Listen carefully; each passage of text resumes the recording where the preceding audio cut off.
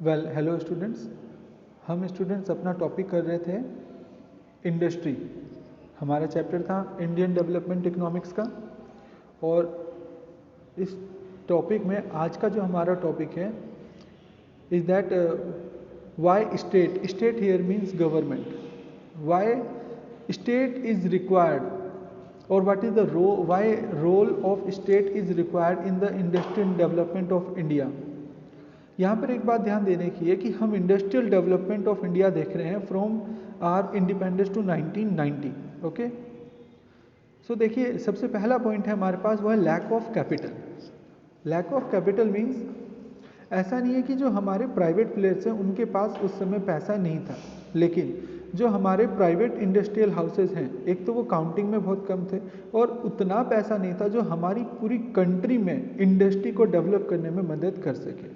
इसीलिए यहाँ पर हमें ज़रूरत थी गवर्नमेंट की कि गवर्नमेंट आगे आए और गवर्नमेंट आगे आकर कैपिटल इन्वेस्टमेंट स्टार्ट करे, जिससे कि पूरे कंट्री में जो है इंडस्ट्रियलाइजेशन हो सके।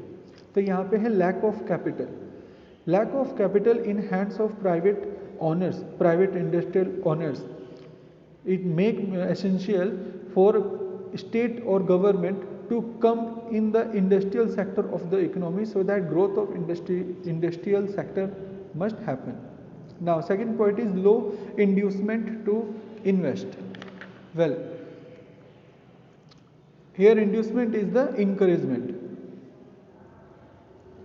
देखिए जिस समय की आज़ादी के टाइम पर था तो आज़ादी के टाइम पर हमारे पास जो मार्केट शेयर है वो मार्केट शेयर बहुत ही कम था, यानी कि हमारे नंबर ऑफ कंज्यूमर्स कम थे। और जब नंबर ऑफ कंज्यूमर कम है, मार्केट का साइज कम है, और अगर हम प्रोडक्शन करें तो उसको कितने लोग खरीदेंगे। एक तो ये रिस्क था इंडस्ट्रीज़ के पास, और दूसरी बात ये है कि जो हमारी इंडस्ट्रीज़ हैं, इंडस्ट्रीज़ को हमेशा ये चाहिए कि उनका प्रोडक्ट बिकता रहे और लोग तब प्रोडक्ट खरीदेंगे जब उनके पास परचेजिंग पावर होगी या उनके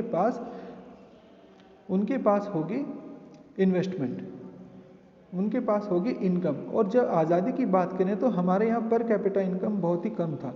इनकम के कम होने की वजह से, ध्यान रखिएगा, इनकम के कम होने की वजह से लोग खर्च कम करते थे और हमारा एक्सपेंडिचर कम था। जब लोग एक्सपेंडिचर कम करेंगे तो डिमांड भी कम हो जाएगी।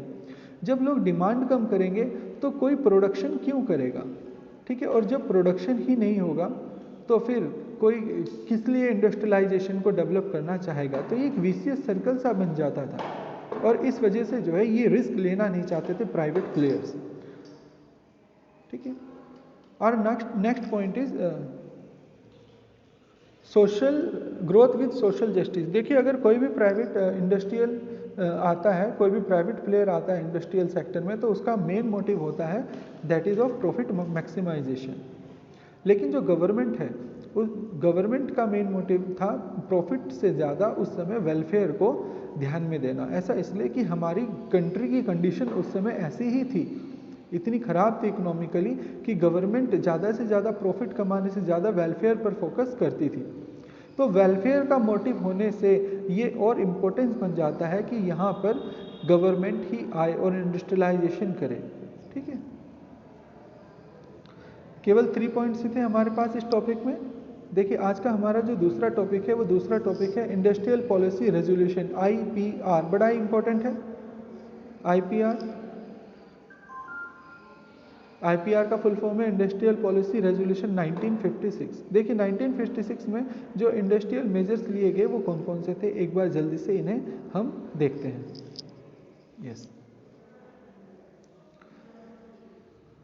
Well number 1 is 3-fold classification of industry. देखिए इंडस्ट्री को जो है 3 पार्ट्स में हमने डिवाइड किया हुआ था। पहली टाइप की इंडस्ट्री वो थी, फर्स्ट टाइप की इंडस्ट्री वो थी which were establish and developed by the public sector, यानी कि ये वो इंडस्ट्रीज हैं जो कि डेवलप की जाएंगी पब्लिक सेक्टर से, ठीक है। Second one are those type of industry which are establish and manage by the private and public both. लेकिन हमें ये चीज़ ध्यान में रखनी चाहिए कि इस समय पर प्राइवेट और पब्लिक बोथ तो हमने कहा हुआ है, लेकिन इसमें जो मेन रोल था वो रोल था पब्लिक सेक्टर का, ना कि प्राइवेट सेक्टर का, यानी कि यहाँ पे डोमिनेंस है पब्लिक सेक्टर का।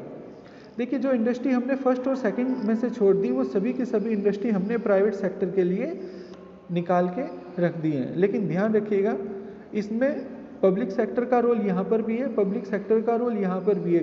गवर्नमेंट का ज़्यादा फोकस इस समय पर केवल पब्लिक सेक्टर को डेवलप करने के लिए है, और इसका एक मेन रीज़न है कि हमारे पास ना तो कैपिटल है, और दूसरा गवर्नमेंट का मेन मोटिव है वेलफेयर को कंडक्ट करना इकोनॉमी में। Well second is industrial licensing. Well industrial licensing means कि अगर कोई भी प्राइवेट सेक्टर कोई इंडस्ट्री कोई बिजनेस शुरू करना चाहता है तो वो इंडस्ट्री लगाने से पहले उसे गवर्नमेंट से लाइसेंस का मिलना बहुत ज़रूरी है। अगर लाइसेंस होगा तो ही वो अपना बिजनेस कंडक्ट कर पाएगा, और गवर्नमेंट ऐसा इसलिए चाहती है जिससे कि बैकवर्ड रीजन्स की डेवलपमेंट जो है बैकवर्ड डेवलपमेंट हो सके, ओके, और रीजनल इक्वालिटी आ सके। यहाँ पर जो इसे करेक्ट कीजिए रीजन ही रीजन है REGION, ओके।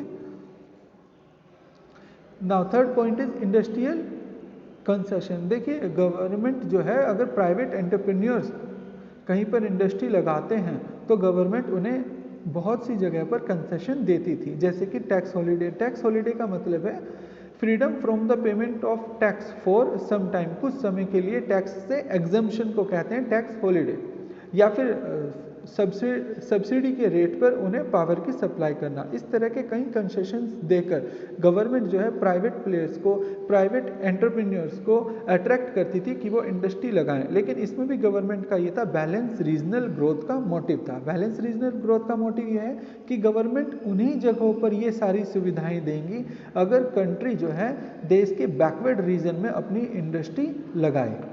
जो प्राइवेट एंटरप्रेन्योर है वो अपनी इंडस्ट्री कंट्री के बैकवर्ड रीजन में लगाएं, जिससे कि रीजनल बैलेंस और रीजनल बैलेंस ऑफ ग्रोथ हमारे को देखने को मिल सके।